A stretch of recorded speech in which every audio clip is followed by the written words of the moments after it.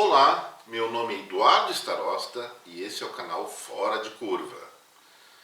Bom, gente, hoje o assunto vai ser talvez mais divertido, vamos falar assim. Muitas vezes a gente olha para os lados, no meio de trabalho, nos jornais, em qualquer lugar, até dentro da nossa própria casa, e percebe uma porção de trapalhadas. E não é raro a gente dizer, não, isso é coisa de Brasil, ou isso é coisa da minha família, ou isso é coisa da minha empresa. Mas não é bem assim, pessoal. É interessante que o erro e as trapalhadas, elas estão presentes no mundo inteiro, mas no mundo inteiro mesmo. Olha só dois casos interessantes que eu vou contar para vocês. O primeiro diz respeito à indústria de semicondutores.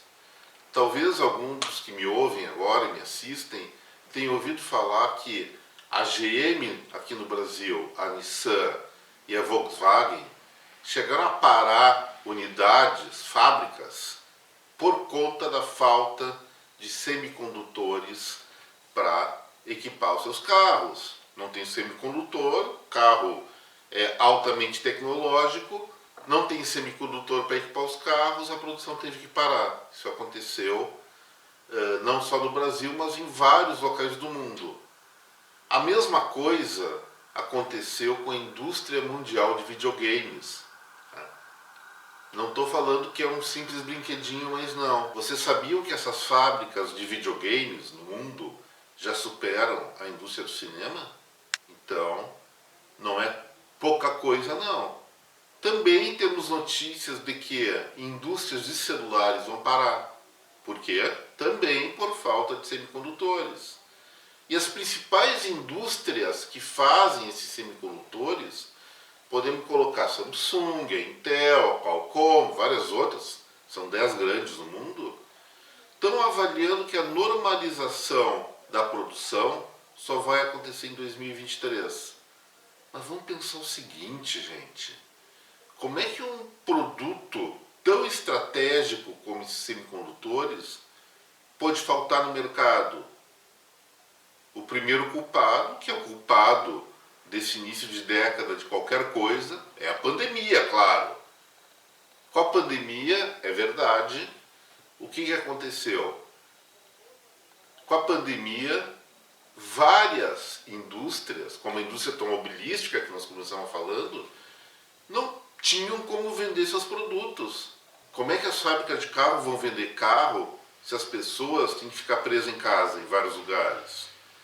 Então, vários pedidos foram cancelados. Ao mesmo tempo, o que aconteceu?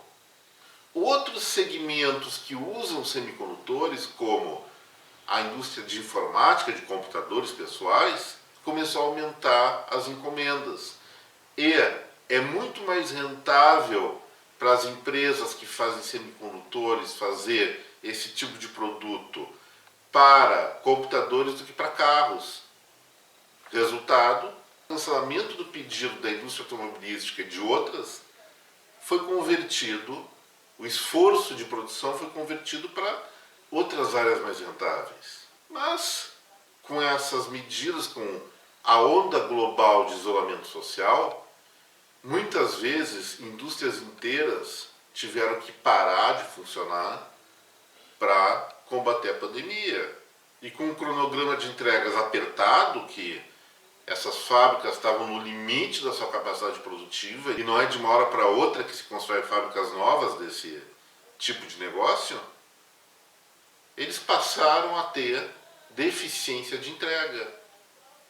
E daí recupera a economia a partir do segundo semestre de 2020, entrando em 2021 no mundo inteiro, e cada vez mais a indústria de semicondutores fica atrasada nas suas entregas até chegar o ponto em que grandes montadores de veículo, indústrias de videogame, até de celulares e computadores também, estão sem peças para fazer com que seus produtos funcionem e possam ser entregues ao consumidor. Lógico que a pandemia foi uma coisa inusitada na recente história da humanidade, mas a falta de capacidade de recuperar a produção nessa área de semicondutores é uma coisa gritante, uma coisa que tira a segurança do mundo.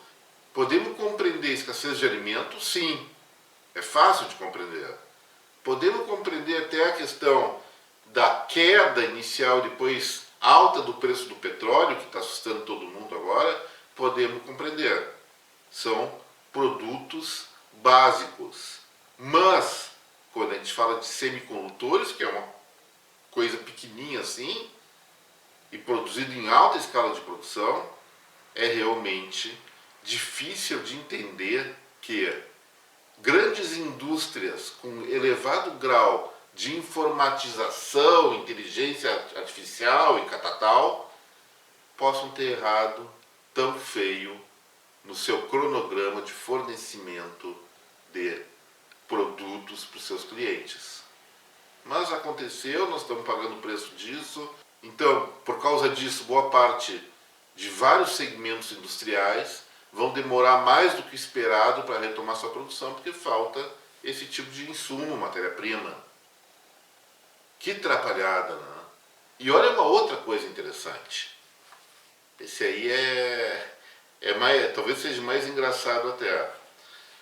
A China divulgou nessa semana, nós estamos aí na última semana de outubro de 2021, que desenvolveu um computador quântico que é 1 milhão de vezes mais rápida do que o computador quântico lá do Google, que até então era o líder. Para ter uma ideia, o que essas máquinas quânticas, computadores quânticos são capazes de fazer, vamos dar um exemplo. Você tem um computador na sua casa de base eletrônica. Para ter uma ideia, um computador quântico, o que você manda fazer em 1 milissegundo, ou seja, 1 milésimo de segundo, o teu computador de casa demoraria 30 bilhões de anos para fazer a mesma coisa. Olha a desproporção. 30 bilhões de anos é provavelmente mais do que o dobro da idade do nosso universo.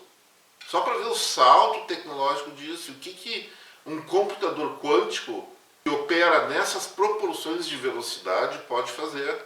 É uma revolução do mundo. Só tem um probleminha, pessoal. Que contaram, sabe aquela nota de rodapé ou as letras miúdas do produto que a gente não lê? Tem muita piada sobre isso. Pois é, tem uma piadinha aqui, tem uma pegadinha aqui. O computador é muito rápido, rápido mesmo. O problema é o seguinte, ele erra os cálculos. Ele erra os cálculos e ainda não conseguiram fazer com que a confiabilidade dele seja minimamente satisfatória para trabalhar. Então a gente faz uma coisa muito veloz, muito eficiente, mas que pelo menos até agora não serve para absolutamente nada no sentido de informatização.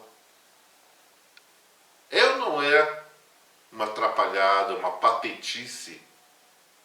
Eventualmente, no futuro, vai se desenvolver a programação que torne esse computador confiável, mas por enquanto, não. Isso dá tempo para os outros países correrem atrás do prejuízo para se equiparar à China. E essa questão é fundamental. Vou ser repetitivo um pouquinho, mas o mundo efetivamente está vivendo, não é que está começando, não é que está ameaçando, está vivendo já uma nova Guerra Fria. China, Estados Unidos, Rússia e países da OTAN se chamam claramente de inimigos atualmente. Então, a guerra é fria e, se Deus quiser, não vai virar quente. Mas se o país tem uma notável, uma flagrante vantagem tecnológica e de armas, ele não vai hesitar em destruir o outro sabendo que não vai ser destruído. Eu já abordei isso em outro vídeo.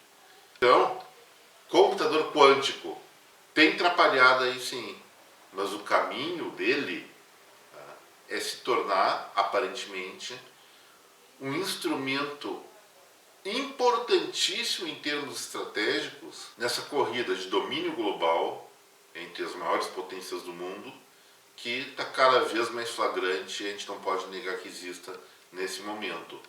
E corrida com as piores características possíveis. Nós vamos pensar que, pelo menos até esse momento, e talvez por vários anos, esse tal de computador quântico só sirva para mostrar que ele é rápido, mas uma rapidez tão rápida que não serve para nada, ou serve para muito pouca coisa. Bom, por hoje era isso, pessoal. Não se esqueçam, inscrevam-se no canal, deixem seu like e compartilhem esse vídeo. Muito obrigado e até breve.